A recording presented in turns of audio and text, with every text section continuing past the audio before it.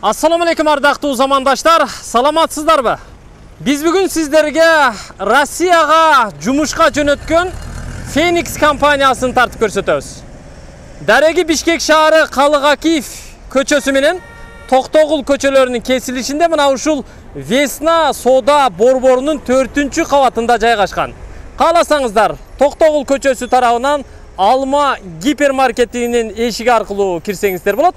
Же болбосо Калыгакиев көчөсү тараптагы бул жагындагы эшиги менен кирсеңиздер да болот. 4-кабатка чыгыңыздар, 4-кабатка. Мынакей, мен 4-кабатка чыгып келип калдым. Лифттен чыгып эле сиздер сол тарапка бурулат экенсиздер. Мен сиздерге көрсөтө турган Phoenix компаниясы дал ушул 4-кабатта жайгашыптыр. Лифттен чыгып эле бул эшиктен өткөндө ушул жерде жайгашкандыгын байкайсыздар. Мени күтүп алып жатат. Ассаламу алейкум, кандайсыз? Алейкум ассалам. Жакшысызбы, иштериңиз жакшыбы? Рахмат, өзүңүздөр. Иштеп атасызбы? Иштеп атабыз. Phoenix компаниясы ушул жерде экен да? Ооба, ушул жерде. Бул кадрдык кызмат, кадровый агентство экен да? Ооба, туура. Жакшы, 4-кабатта жайгашыпсыздар. Торговый центр Весна, 4-кабат. Ооба, 2 лифт бар, 2 жактан тең кирсеңиздер болот. Атыңыз ким эле байке? Медер. Медер да? Экинчи жактан каяктан кирсе болот? Мына коридордун аягында дагы бир лифт бар. Ал жактан да чыгып 4-этажга чыгып беребиз. Полдо да указательдер бар экен. Указательдер бар, ооба, бизде оңой. Полдо да указательдер бар экен. Phoenix компаниясы 7-кабат дейт. Канчанчы кабинет болуп калды? А7 кабинет. А7, бул жагында жазылып турат экен. А7. Кана мен сизде конокмун.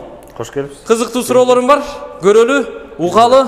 Буюрса жакында Россияга жумушка барып калабыз. Кудай Бисмиллахиррахманиррахим. Бул жерде биз конокпуз. Здравствуйте. Здравствуйте. Биздин менеджер по подбору персонала Олеся деген. Олеся деген, да? Меня зовут Атакул. Стеска бар. Так, Медер мырза, айтыңызчы, бул Phoenix компаниясы Кыргызстанда качандан бери иштеп атасыздар? Кыргызстанда 3 жылдан бери иштеп атабыз. Бирок Россияга жөнөткөн Phoenix деген компанияга жөнөтөбүз тоже. Ал компания менен уже 6 жылдан бери иштешебиз. Мен өзүм да ошол компанияда иштейм Россияда. 6 жылдан бери менеджер по персоналу болуп, ошо персоналга полностью мен жооп берем. Анан бул жерде Кыргызстанга ачканыбызга ошо 3 жыл болду. Ага чейин адам мурда башка агентстволор менен иштешчик. Эми ал агентстволор менен мындай кээ бир жерде түшүнбөстүк болуп калат. Алар эми бардыгы шарттары зор деп эле жөнөтөт. Эми чын айта турган жерлери да бар да. Ошон үчүн биз өзүбүздүн агентствобузду ачышыбыз керек. Акты актай, караны карадай кылып айтайлы деп. Кишилер келгенде анан наразычылык болбосун деп ошого өзүбүздүн агентствобузду ачканбыз бул жерде. Ошондо бир 3 жылдан бери бул жерде иштеп атасыз. 3 жылдан бери, ооба. Сиз айтып аткан тиги Россиядагы Phoenix компаниясы да ушу сиздер менен чогуубу? Бир компания. Ток өзүбүздүн компаниябызды жөнөтөбүз. Башка агентстволорго окшоп бүт работодательдер менен иштеп ар жака жөнөтө бербейбиз да. Ток өзүбүздүн компаниябызды жөнөтөбүз. Phoenix деген Россияда, ал Phoenix чоң федеральный компания. Озон деген чоң интернет-магазин менен иштешебиз биз. Утконос деген интернет-магазин бар. Coca-Cola чоң компаниялардын бүттүгү билет да, ошол жакта иштешебиз. Москвада, Питерде, Нижневартовск, Ханты-Мансийск деген шаарларда биздин объекттерибиз бар да. Демек, бул жердеги Phoenix компаниясы Кыргызстандагы. Тиги Россиядагы Phoenix компаниясынын партнеры же Кыргызстандагы филиалы же өкүлчүлүгү десек болот, э? Кыргызстанда иштегенге, бул жактан Кыргызстандан жумушчуларды Россияга жөнөткөнгө кандай укугуңуздар бар? Эмне документиңиздер бар? Уруксат кагаздар барбы? Обязательно. Биздин эмеде биз разрешение документтер так болсо болбойт. Обязательно биз миграциянын алдында жооп беребиз. Кыргыздардын эми жердештеринин алдында да бүттүгүнө жооп беребиз. Ошонун негизинде, например, свидетельство о регистрации бар ошонун. Бул жерде экен, э? Осо катары катталыпсыздар. Юстиция министрлигинен атайын каттоодон өткөн. Бул жерде жазылып турат. Осо Phoenix дейт, э? Phoenix жоопкерчилиги чектелген коому 2020 жылдын 20 февралында Кыргыз Республикасынын Юстиция министрлигинен каттоодон өтүптүр. Так, булчу? Бул разрешение по трудоустройству граждан за рубежом. Ошонун негизинде жөнөтөбүз. Бул жок болсо, эми биздин жумушубуз нелегальный болуп эсептелип калат. Лицензия, разрешение ушул турбайбы? Миграционный службадан берген. Ооба. Өкмөттүн алдындагы миграция кызматы берген да, туурабы? Ооба, туура. Демек сиздер официальный жөнөтөсүздөр, официальный ишкана же компания экенсиздер да? Так, эми ал жактагы сиз айткан баягы Coca-Cola деп атасыз, дагы бир башка компания деп атасыз. Жалаң ошол өзүңүздөр менен келишим түзүлгөн гана компанияга жөнөтөсүздөр. Ооба, только ошол. Жумушчуларды. Ооба. Олар менен да келишим келген, официальный эме, то есть фиксированный өзүнүн айлыктары бар, окладдары бар, зарплата боюнча келишим келген. Анан, соответственно, биз ошол шарттарды уже бул жердеги жумуш издеп келген биздин жердештерге айтып, макул болсо анан жөнөтөбүз. Анан жөнөтөсүз. Эмне жумуштарга жөнөтөсүздөр? Эми бул деген в основном складдар, чоң складдар, жылуу складдар, класс А++ деп коет, жаңы складдар. Өзүнүн категориясы бар. Өзүнүн категориясы бар. Бул европейский стандарттагы жаңы складдар, ал жакта кышында дагы, жайында дагы футболкачан, шымчан жүрсөң болот. Кыйналбайсың, морозилка эмес, сууга эмес. Морозильный отделениялар бар, эми продуктылар жаткан жерде ал отдельный кичине складдын ичинде өзүнчө дагы бир склад кичинекей, ал жактан эми кирип эле чыгасың, бир товарды алып чыгасың болду. Основной склад болсо жылуу склад, эмелерде көрсөңүз дагы бизде отзывдар болот, сотрудниктердин сүрөттөрү, жумуштары жашаган. Бул жигиттер сиздер аркылуу Россияга кеткен дейби? Отзывдары биздин сотрудниктердин отзывдары, ооба. Биз аркылуу кетип, иштеп кеткен, иштеп аткан балдарды. Бүгүнкү күнгө чейин ушу 3 жыл аралыгында канча адамды Россияга жөнөттүңүздөр жумушка? Же болбосо быйылкы жылдын статистикасы мындай болжолдуу түрдө? Быйылкы жылкынын бир эми точно эсептеген эмеспиз. Эми мына 5-6 жылда общий алсаң, примерно 5000 киши алдыбыздан өттү да, бары иштеп, ишин таап. Бир айгачы? Мисалы 10 күнгөчү же бир жумагачы? Бир айда, например, ар жума отправка болот бизде. Ар жумада бир жолу биз аракет кылабыз. Группа чогулат 10 кишиден. 10 кишиден аз чогулса эми жөнөтпөйбүз. Эмнеге дегенде авиакомпания менен тоже келишимдер бар. Групповой тариф менен билеттерди алабыз. Ошон үчүн 10 кишиден көбүрөөк болсо, хотя бы 10 киши болсо биз уже жөнөтөбүз.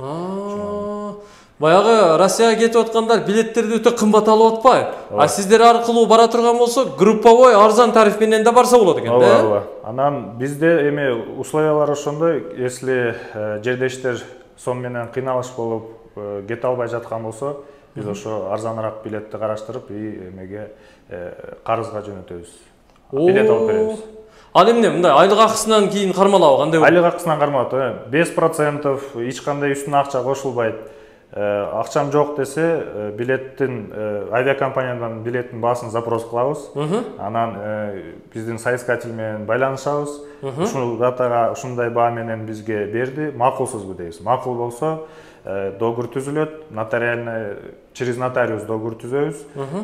Ушундай сумманы биз карызга бердик, билет алып бердик.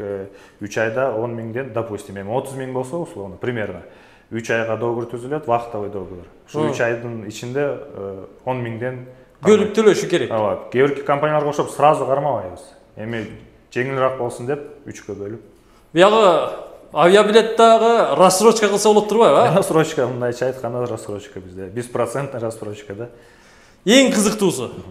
Адамдар Россияга эмне үчүн барышат? Ушу тиричилик деп тыйындын аркасынан барат да. Айлык акы канча болот эми? Айлык акы, например, азыр Озонго набор кылып атабыз, өтө чоң набор болуп атат. Эмнеге дегенде жаңы объекттер ачылып атат Москванын өзүндө.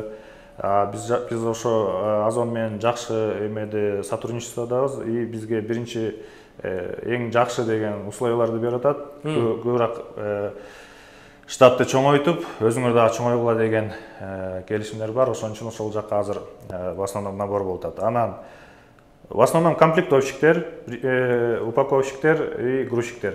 Упаковщик, грузчиктер уже толгон, ал жакта местолар жок, и в основном комплектовщиктер требуется этат. Эмнеге дегенде эми ушундай заман болуптур, пандемия деген нерсе келип калды. Бүттүгү азыр дистанционнога өткөрүп атат жумуштарды дагы, магазиндер дагы кээ-биркилер чыга албайт, үйүндө отурат. Бул деген именно интернет-магазинде 6 миллиондон ашык товар бар. Склад өтө чоң. Продукты питаниядан баштап бүт эмелерге чейин, ТНПлерге чейин. И ошонун негизинде өзү жумуш көбөйтөт, заказдар көбөйтөт, соответственно кишилер көп керек болуп атат жумушкача. Жумушу токтоп калбай турган компанияларга жөнөтөт экенсиздер да? Например, пандемия маалында бүттүгү коркуп Кыргызстанга кеткендер болду биздин сотрудниктер. иш токтойт деп кеткендер болду. Вообще токтогон жокпуз. Неге дегенде биздин ошо компания системообразующий предприятиянын эмесине киребиз. Числосуна алар вообще токтобойт, жумушчу өзү. Разрешение берилет, эмелерди санитарный эмелерди соблюдать этебиз, маскалар берилет, бүт эмелерди соблюдать этип жумушка чыгышат, все как положено. Карантин эрежелерин сакташ керек. Даже если бир киши жөтөлүп ооруп калса, сразу карантинный деген зона бар, отдельный комната биз бөлүп туруп, общага, эми общежитиеде. Ошол кишини бөлүп туруп, отдельный комнатага жаткырабыз, уже ОМС деген болот, медицинский страхование обязательно, ошонун негизинде уже барып лечение алып, эми отдельно бөлүп коебуз. Так, общежитие демекчи. Общежитие. Ал жерде жатакана кандай? Кээ бир буга чейин, мисалы, азыркы күндө деле Россияга жумушка же башка чет өлкөгө жумушка жөнөтүп аткан ушундай компаниялар бар да. Анан бияктан барсаң, бул жагы гүл болот, бул жагы сонун болот, жатакана вообще зверь болот дешет экен.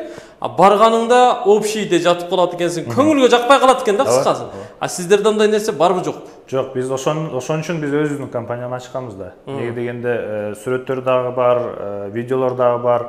Кетип атканда биз обязательно, например, жумуш издеп келгенде биз уже жумуштун условияларын, шарттарын айтабыз. Оплатадан баштап общежитие. Сүрөттөрүн көрсөтөбүз. На Питерде, допустим, Питердеги объектти хостел снимать этебиз, ал жакта шарты мындай. 6-дан 8-ге чейин киши иштейт, жашайт общежитиеде деп айтабыз. Питерге барсаң ушундай жерде жашайсың. Москвада 10-дан 15 кишиге чейин жашайт. Ал жакта хостел менен проблема да аз да здание. Ошон үчүн биз новостройкада бир подъезд снимать эткенбиз, квартираларга заселять эткенбиз. 2-3 комнаталык квартира, кадимкидей эле квартира. Чогуу эле жашай берет. Чогуу 3 комната болсо, ошол жерде 10-15 киши жашайт. 3 эмедечи. 3 комнатада. 3 комнатада. Эми бир комнатага бир 3-өө, 4-өө батат да турат. 6-өө керде болуп калат. Двухъярусный койка месталар коюлган. Вот, анан өтө эле чоң баягындай квадратурасы чоң комната болуп калса, ал жерде 10 кишиге чейин да жатып калышы мүмкүн. Эми как есть айтабыз да, 10-15 болобу, ошону айтабыз, көрсөтөбүз. Анан ремонт условияларын көрсөтөбүз. И например, 2-3 ай сайын косметический ремонт кылып, освежать эткени аракет кылып, комнаталарын ремонт. Эми өз үйүндө карап жашаш керек да ал жерде, туурабы? Болот.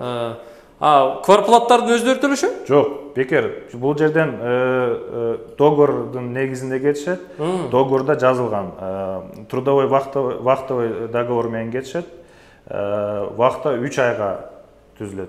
3 айдын ичинде, допустим, проживаниясы, постельное белье жаңы берилет, төшөк шешектер, спецодежда жаңы берилет, футболка, спецодеждалар, анан регистрация тоже бекер.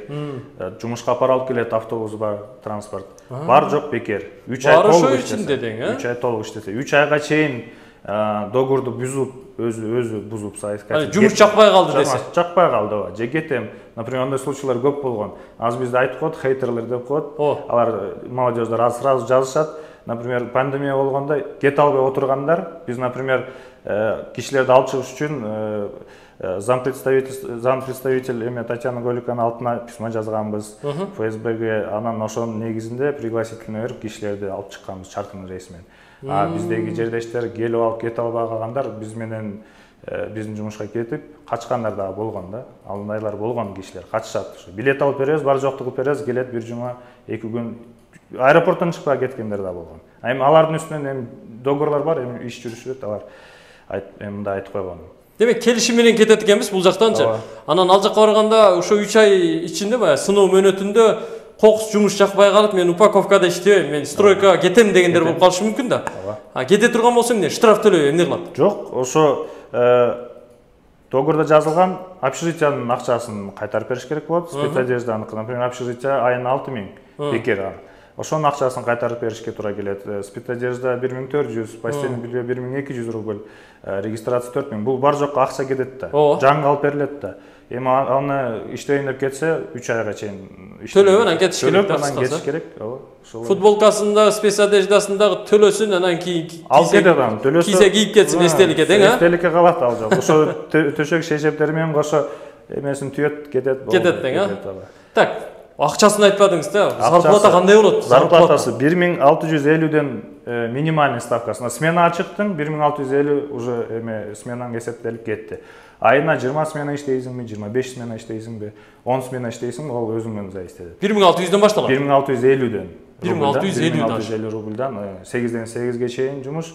Анан жумуш издээлини кишиден зависит этет.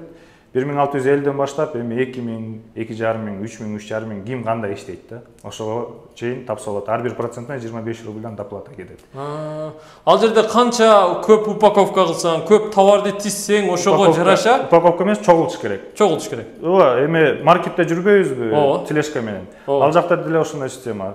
Тележка берилет, корзина коюлат. Корзинага ТСД деген болот, терминал сбора данных. Ал жакта бүт информация, баягы штрих-кодду считывать этет го лазерный. Болду, информация келет, канча товар экен, полка менен, адрес менен келесиң, товарды аласың, ошол товар болсо считывать этесиң, тележкага салдың, кеттиң. Тележканын заданияң бүттү, эмени алдың, корзинканы алдың, лентага койдуң, конвейерге кетти, болду. Упаковканы, погрузканы уже башка сотрудниктер кылат. Сенин ишиң только чогултуп, лента коюп жөнөтүш керек болду. Жумуш күнү жумасына канча дем алыш болот? Эми график болсо 5-2, 6-1. Ал деле эми сотрудник бригадирлер менен иштешет да. Бригадир менен иштейт, ар бир сотрудникке бригадир жооп берет, уже бригадир менен сүйлөшүп, мен, например, эртең эс алайын, мага выходной бер десе, ошо табелинде место болсо выходной берип, уже выходной чыгат. Ал жакта уже келишип сүйлөшүп эме кылышат да. Демек 1600'дөн оклад башталса сменасы. Анан калганы издений боло турган болсо, средний бир адам күнүнө 2,5 миңден иштесе, 10 күндө канча 25 миң? 25 миң примерно. Бир айда 75 миңге чейин чыгып калат. 75 миң болбосо деле 60 миңдин тегерегинде болот экен да, дем алыш күндөрүн эске алганда. Болот. Например, январда бизде бир кыз иштеген 97 миң, рекорд койгон 97 миң кылган. Ого, 97 миң.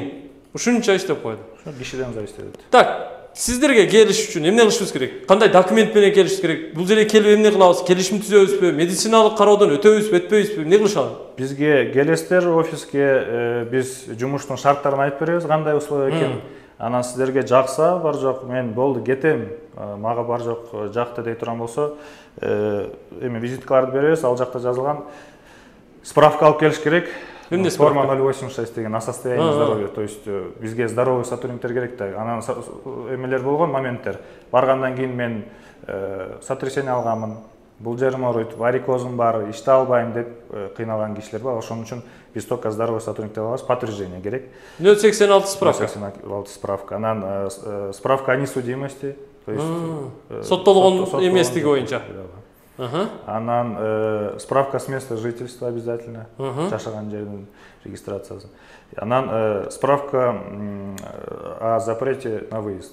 Обязательно болуш керек, например, кээ бирлердин кредити бар, төлөнбөгөн, ипотека алган, карыздары бар. Кээ бирлери үй камагында. Ооба да. Чыгарбай коет границадан. А биз билет алып беребиз да. Билет күйүп кетет, аны возврат кыла албайсың, эртең анан акчаны кайтар десең, акчам жок дейт, кетет. Ошон үчүн ошол справкаларды алып келет. Биз ошону все справканы алып келгенден кийин договор бар, договор о предоставлении услуг деген. Ошол жерде бүт условиялар жазылган, мен азыр айтып берген условиялар. Ошолорду, например, камера бар, опять же уруксат сурайбыз, камерага сени тартабыз, уруксатсыңбы деп. Уруксат берсе. Сен тиги камерага? Камерага. Уруксат берсе, анан биз отуруп камерага договорду дагы бир жолу ар бир пунктун өтөбүз. Мен айткан подтверждение. Не дегенде баргандан кийин мени зорлуктап договор жаздырды. Ошондой случайлар дагы болгон, апасы келет. Силер буну зорлуктап жаздырып жөнөттүңөр депчи, андай болбойт бизде. Ошон үчүн биз честно, открыто иштейбиз. Камерага жазабыз, ал бизде сохраняться этет. Ошо макулсуң десе макул дейт, кол коет, договор жазылат. Анан жөнөтөбүз. И кача турган болсо, биз сотко обращаться эте турган болсок, опять же видео доказательство болуш керек да. Да. Айтат да, бул мени жөнөттү, алдады, туура эмес айтты деп. Ошон үчүн биз видео запись кылабыз. Анан ошо дагы бир преимуществобуз, допустим, карьерный рост деген бар бизде. Карьерный рост деген бүт, например, азыр пандемияга чейин биздин штат 400ге чейин сотрудник болгон. 400 сотрудник болгон биздечи. Пандемия маалында көбү кетип эми азайып калдык. Азыр 200-дүн айланасында, ошонун арасында, допустим, 3 объект бар, 3 объектте менеджерлер бар. Менеджерлер биздин кыргыз балдар, кыргыз жердештерибиз. 15-те 16-та бригадирлер бар. Алар деле кыргыз балдар, ошо бизде келип иштеп комплектовщик, грузчик болуп иштеп келген балдар, иштеп келген балдар карьерный рост болуп өсүп, тренингтерди өткөрөбүз. Бара-бара мындай жумуштан дагы көтөрүлөт да. Тренинги проводим ошо для повышения квалификации деп. Мындай кыскача айтканда биздин өзүбүздүн жердештерибизге күйөөбүз. Зам директор дагы кыргыз киши, мен дагы менеджер по персоналу ошо өзүбүздүн Кыргызстанданбыз. Зам директор ким деген? Зам директор Мелис деген. Россияда отурабы? Мелис Райымбекович, ал Россияда. Жакшы экен анда.